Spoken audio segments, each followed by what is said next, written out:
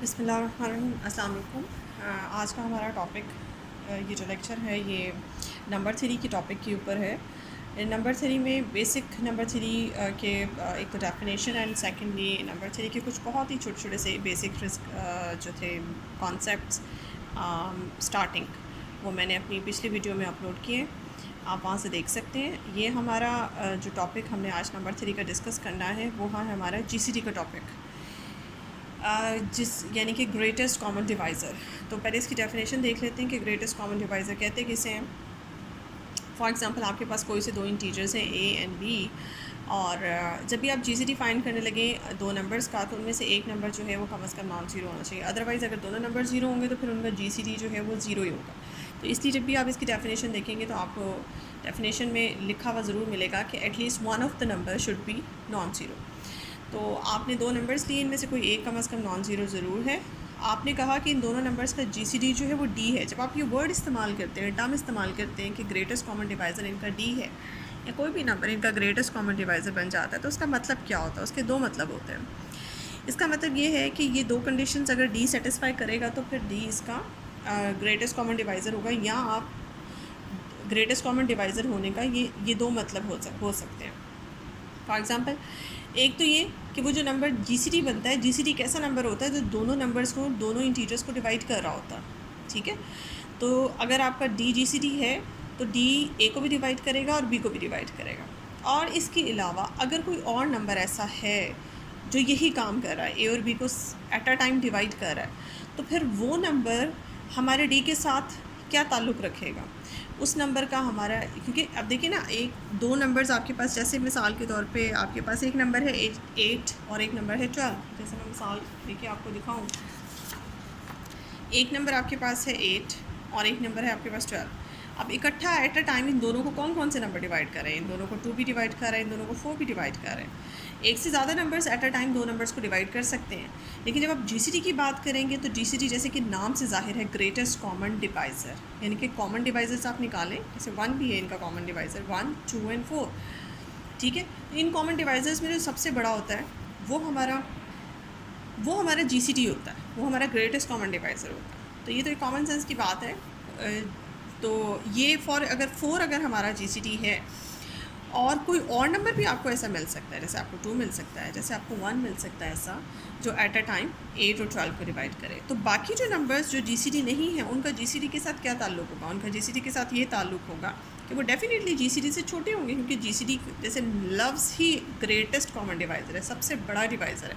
तो बाकी जितने भी और नंबर्स यही काम करेंगे, एट अ टाइम ए और बी को डिवाइड करेंगे, कोई और नंबर यहाँ पे सी आ जाता है, तो बाकी जितने भी नंबर्स एट अ टाइम ए और बी को डिवाइड कर रहे हैं, वो सारे नंबर सी जो हैं उनका ताल्लुक़ हमारे जीसीडी से ये होगा कि वो जीसीडी से लेस होंगे।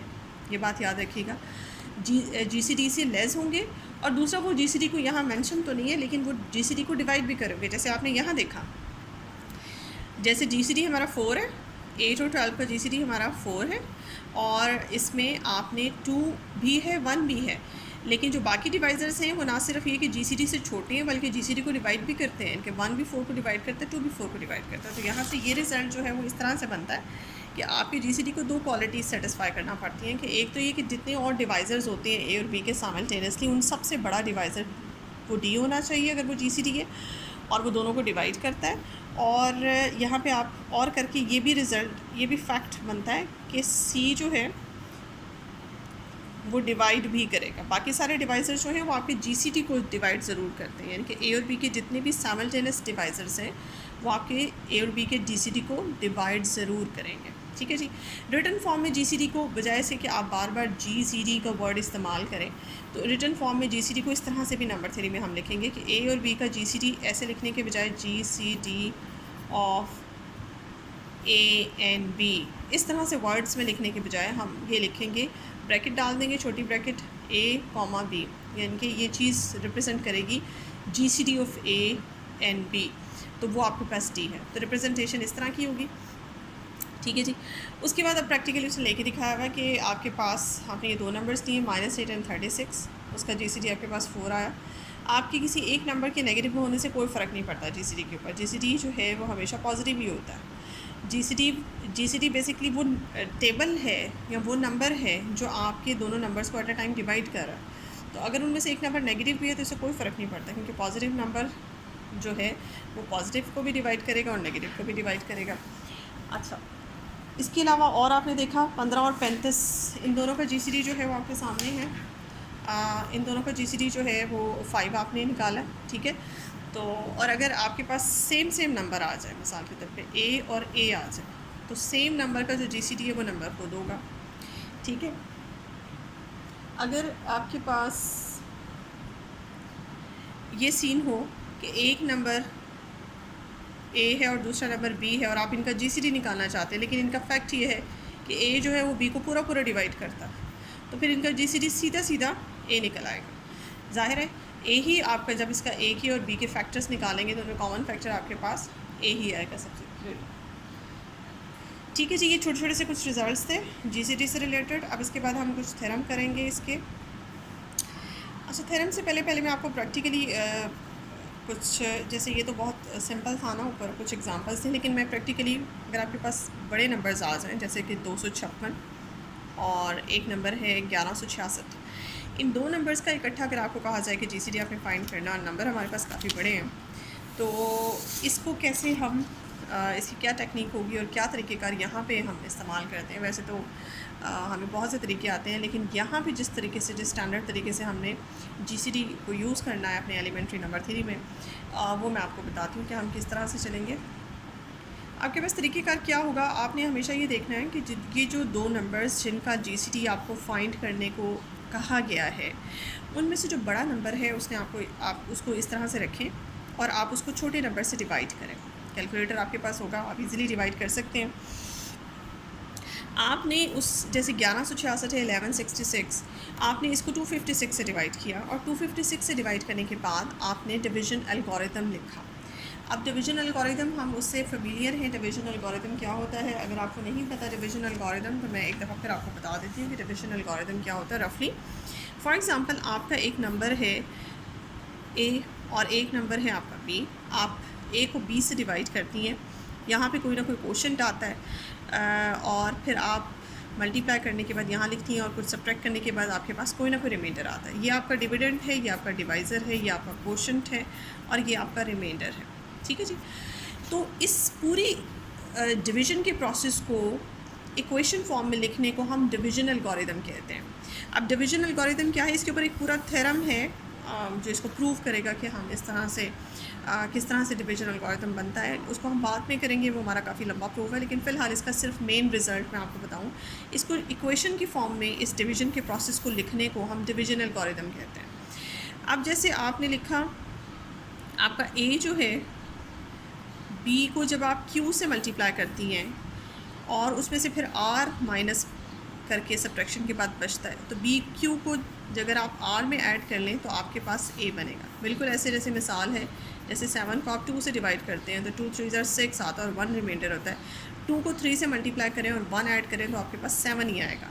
बिल्कुल इसी तरह से ए कैसे आता है, बी को क्यू से मल्टीप्लाई करें और प्लस आप उसमें रिमाइंडर कर लें तो आपके पास हमेशा आपका डिविडेंड ही आएगा। ये इक्वेशन जो है, this is called the division algorithm. And इसमें एक चीज़ हमेशा ख्याल रखिएगा कि जब भी हम डिवीज़न प्रोसेस करते हैं, डिवीज़न प्रोसेस में हमारा जो रिमाइंडर है वो हमेशा पॉजिटिव होता है। आपका प्रोसेस, डिवीज़न प्रोसेस तब तक कंप्लीट नहीं है जब तक कि आप रिमाइंडर पॉजिटिव नहीं ले आती। हो सकता है बहुत सी केसेस में आपका रिमाइंडर जो है वो नेगेटिव भी हो जाता है, बच जाता है, लेकिन आपने अपने डिवीज़न प्रोसेस को कंटिन्यू रखना है तब तक जब तक आपका रिमाइंडर जो है वो पॉजिटिव नहीं आ जाता। जब आपका रिमाइंडर पॉजिटिव आए और आपका रिमाइंडर आपके डिवाइज़र से छोटा है, आप वहाँ डिवीज़न प्रोसेस एंड करते हैं। डिवीज़न प्रोसेस तब तक नहीं एंड करते जब तक रिमाइंडर पॉजिटिव ना आए और जब तक रिमाइंडर हमारा -b से लेस और पॉजिटिव ना हो। तो इसलिए इस डिवीज़न एल्गोरिथम में ये ज़रूर साथ में मेंशन करते हैं कि ये जो हमारा रिमाइंडर है, एक तो ये हमारे डिवाइज़र से छोटा होता है और जो रिमाइंडर है वो हमेशा पॉजिटिव होता है। तो इस तरह की ये अब कंप्लीट चीज़ जो है ना, ये आपकी बनी है डिवीज़न एल्गोरिथम, ठीक है। इस चीज़ को ज़हन में रखिएगा, यानी कि अपने डिवीज़न प्रोसेस को रिटन फॉर्म में, इक्वेशन के फॉर्म में लिखना, इस कॉल्ड द डिवीज़न एल्गोरिथम। अब ये चीज़ मैंने डिवीज़न एल्गोरिथम से ली। आपने क्या किया, आपने 1166 को 256 से डिवाइड किया, तो आपके पास क्वोशंट में 4 आया होगा और आपके पास रिमाइंडर जो है वो 142 बचा, ठीक है। अब उसके बाद आपने क्या करना है, आपने अपने इस 256 यानी कि जो आपका डिवाइज़र था जी, ये आपका डिविडेंड था, इस तरह से सीन था ना, मैं साइड पे लिख दूँ आपको ताकि समझ आ जाए। 1166 एंड 256 से आप डिवाइड कर रही थी, 4 आपका क्वोशंट है, जो भी आपके पास आंसर आता है, रिमाइंडर आपके पास 142 बचता। ठीक है जी। अब आपने नेक्स्ट स्टेप में क्या करना है, नेक्स्ट स्टेप में ये जो आपका डिवाइज़र है, ठीक है, इस डिवाइज़र को आपने लिखना है यहाँ पे, ठीक है, और आपने अपने इस रिमाइंडर से इसको डिवाइड करना है। ठीक है, ये आपका रिमाइंडर आ गया। अब इस रिमाइंडर से जब आप इसको डिवाइड करेंगी तो आपके पास, आप 142 को अगर आप 1 से मल्टीप्लाई करें, क्वोशंट में 1 लिखें, तो आप और सब्ट्रैक्शन के बाद आपके पास बचता है 140। ठीक है, तो ये आपके पास एक चेन सी बन जाती है, एक चेन सी, डिवीज़न की एक चेन बनती है कि यानी कि नेक्स्ट प्रोसेस आपका ये होगा कि ये जो आपका डिवाइज़र है इसको आप अंदर रखेंगी एज अ डिविडेंड, और अपने जो रिमाइंडर बचा था फर्स्ट डिवीज़न के आंसर में, उस रिमाइंडर को डिवाइज़र के तौर पे डील करेंगी और अपने इस डिवाइज़र को डिविडेंड के तौर पे डील करेंगे। और आपने इसे डिवाइड किया 142 और आंसर में आपके पास बचा 140, 114। अब नेक्स्ट क्या होगा, अब आपको समझ आ ही गया होगा कि ये जो आपका रिमाइंडर बचा है इसको आपने एज अ डिवाइज़र रखना है और अगले 142 को आपने अंदर यानी कि एज अ डिविडेंड डील करना है। ठीक है जी। तो आपने ये जो आपका डिवाइज़र था, अब आपका ये डिवाइज़र इधर आएगा और आपका जो रिमाइंडर है उसको आप रखेंगी एज अ डिवाइज़र और डिवाइड करेंगी उससे, और आंसर जो भी रिमाइंडर का आएगा वो आप साथ साथ यहाँ लिखती जाएंगी। तो आपने देखा जिनके नीचे मैंने डबल लाइंस लगाई हुई है ये सारे आपके रिमाइंडर्स हैं। ठीक है, फिर ये प्रोसेस आपका चलता जाएगा, तब तक चलेगा जब तक कि मेरा रिमाइंडर ज़ीरो नहीं आ जाता है। ठीक है, अब ये आपका था डिवाइज़र, अब इसको यहाँ रखें और अपने इस रिमाइंडर से डिवाइड करें,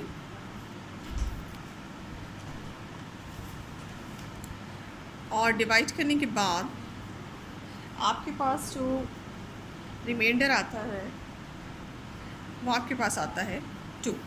ठीक है, अब इसको नेक्स्ट स्टेप में इस डिवाइज़र को एज अ डिविडेंड रखें और ये जो रिमाइंडर है इसको एज अ डिवाइज़र रखें, और डिवाइड करने के बाद आपके पास अब जो रिमाइंडर आता है वो 0 आता है। तो ये प्रोसेस आपने देख लिया, बिल्कुल बहुत सिंपल सा प्रोसेस है। कोई से भी दो नंबर्स अगर आपको दिए और कहा जाए कि इनका जीसीडी फाइंड करें, तो बड़े नंबर को आप छोटे नंबर से डिवाइड करें। डिवाइड करने के बाद उसका डिवीजन एल्गोरिथम इक्वेशन की फॉर्म में लिखें और फिर उसको चेन रूल, उस डिवीज़न को चेन डिवीज़न उसकी चेन चलाएं, यानी कि आपके पास जो आंसर आएगा रिमाइंडर का, जो आंसर जो आपके पास रिमाइंडर आएगा उस रिमाइंडर को नेक्स्ट स्टेप में डिवाइज़र बनाएं और अपने डिवाइज़र को नेक्स्ट स्टेप में डिविडेंड बना दें।